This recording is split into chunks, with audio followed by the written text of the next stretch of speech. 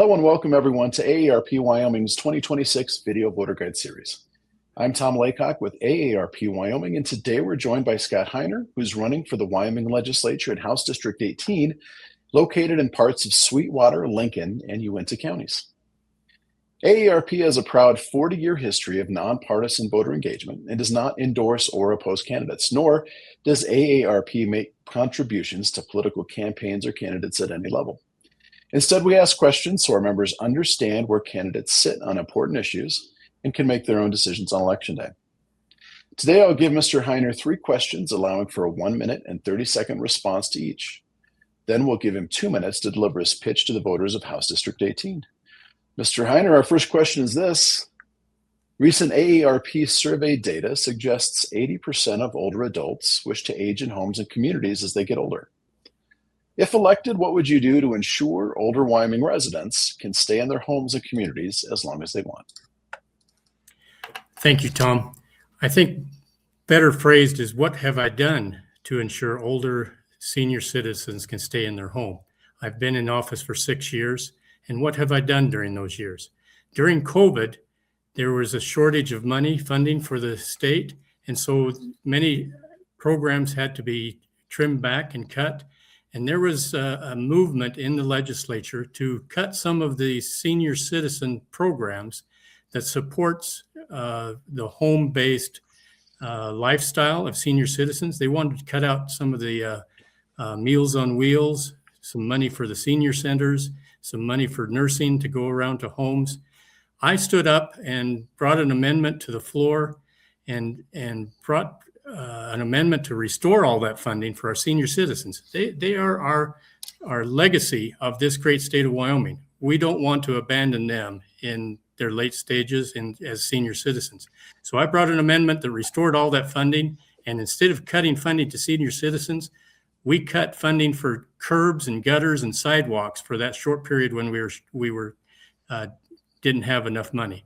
I would rather maintain the funding for senior citizens, keep them in their homes as long as they can, where they can be independent and live the lifestyle that they deserve as a senior citizen. Well, thank you. Our second question is this. AARP Wyoming's 2023 Vital Voices survey and our 2025 member survey show our members are seeking candidates who will help protect them from fraud and scams. In recent years, we've seen scammers evolve to using crypto ATMs and deed fraud to separate Wyomingites from their cash. How would you work to protect older adults from fraud and scams? Thank you, Tom. What have I done to protect everyone from frauds and scams in Wyoming? Again, I turn that question a little bit. Look at my voting record. What have I done? I'm chairman of the House Minerals, Banking, and Economic Development. We have passed numerous pieces of legislation to protect individuals from scams, specifically crypto scams. Those are prolific right now, and we passed a number of things to protect that. Also, being on the management council, I get to be a part of the voice to decide what the interim studies will be. And as we speak, the Corporations Committee is working on some legislation to protect fraud in titles of homes and real estate transfers. So we are aware of the implications of fraud in our society. We're trying to stay in front of this. And as chairman of this banking committee, we are very closely tied to protecting against these kind of fraud. We also added a couple of people to Secretary of State so that they can weed out some of these fraudulent limited liability corporations that come to the state to set up a shell company and then exploit some of our people here in Wyoming. So I've been very, very vocal, very much in the front of keeping this protected. Well, thank you. Our third and final question is this. We know Wyoming residents are concerned about rising property taxes. While property taxes can be burdensome for some, they also fund critical state and local services. These services include local transportation, home-delivered meals, and home health services that keep older adults aging in place. If elected, how would you balance the need for relief with ensuring critical services stay in place? Tom, for many years, we heard of the burden that rising real estate taxes, property taxes were putting upon our people, especially the older senior citizens that are on a fixed income, but nothing happened.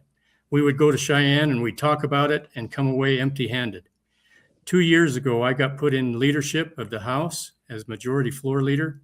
We passed the first property tax relief in the history of Wyoming.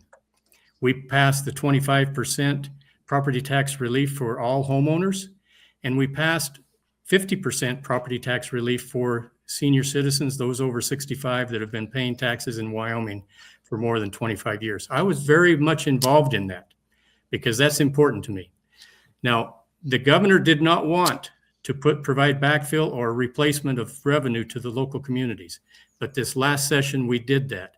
We increased the revenue going back to counties, towns, communities by about $47 million to make up for the difference for reduced property taxes. So we're working on both sides of the deal here. We're providing tax relief to the citizens of Wyoming, and we're providing additional money to the counties, the towns, and municipalities to make up for the revenue loss. Well, thank you, Mr. Heiner. Let's close today by offering you 2 minutes to explain why you believe you're the best person to represent House District 18.